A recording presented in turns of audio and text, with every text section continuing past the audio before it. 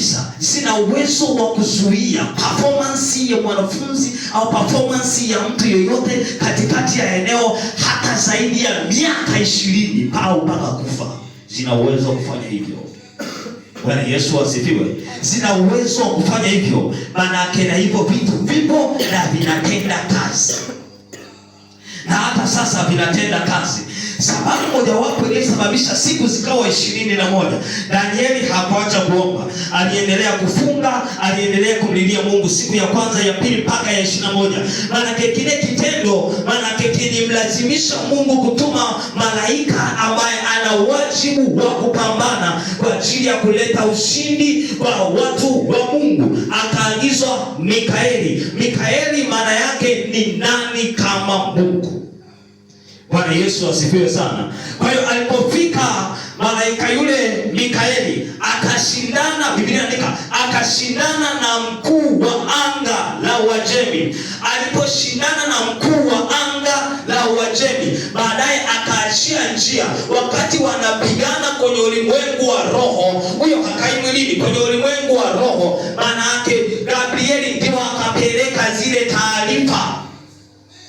Kwa hiyo kitu kinachoitwa madhabahu zinazotenda kazi na zinasimamiwa na makuhani wa madhabahu. Bwana Yesu asifiwe sana. Makuhani wa madhabahu ni akina nani?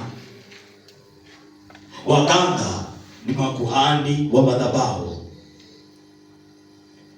Washirikina ni makuhani wa madhabahu. Wanaenda pale kutoa sadaka, alafu wakishatoa sadaka wanaongelea maneno. Bwana Yesu asifiwe sana.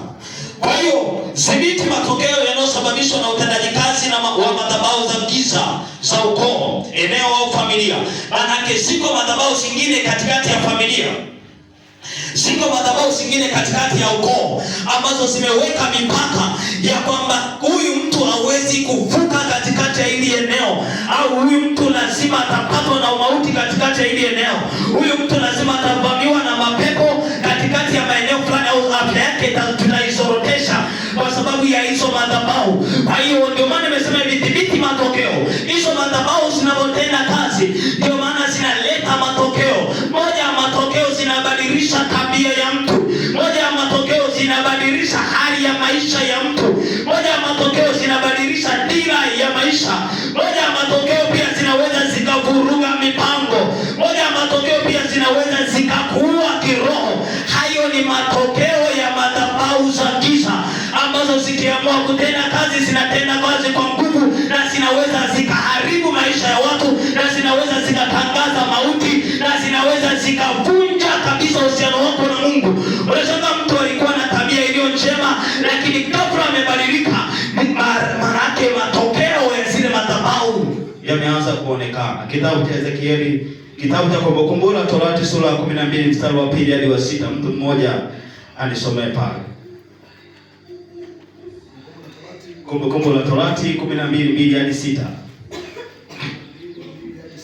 Ndio. Neno la Mungu linasema kwamba ndio, vunjeni kabisa mahali pote walipokuwa wakiitumikia miungu yao, taifa mtakayo yamiliki juu ya milima Efraimu na juu ya vilima na chini ya kila mti wenye majani mabichi.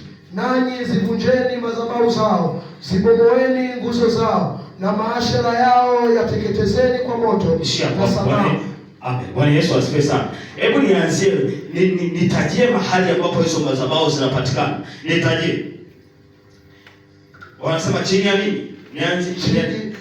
Vunjeni kabisa mahali pote walipokuwa wakitumikia miungu yao, mataifa mtakayoyamiliki juu ya milima mirefu. Amen.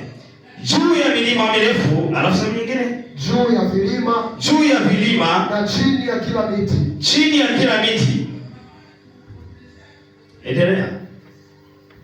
Chini ya kila mti wenye majani mabichi. Amen. Bwana Yesu asifiwe. Amen. Bwana Yesu asifiwe. Location ya hizo madhabahu zinakaa maeneo gani? Biblia inaeleza, nasema hivi: Israeli ilimbaki salama, wana wa Israeli ilimwe salama, wanangu ilimwe salama, Wakristo ilimwe salama, watu mliookoka ili muwe salama, mnaolitia jina la Yesu ili muwe salama katikati ya mazingira yoyote mtakapokanyaga. Zivunjeni kabisa hizo madhabahu zao. Vunjeni, bomoeni hizo madhabahu. Mungu anawaelekeza Israeli, anawaambia huko mnakoelekea katikati ya mji wa Kanaani, ule mji ni mzuri sawa, lakini ziko madhabahu walizozitenga kule, ambazo mkikaa bila kuziharibu mtaiga tabia za watu wa huko, mtawaiga wale Waamori waliokuwa wanakaa katikati ya mji wa Kanaani.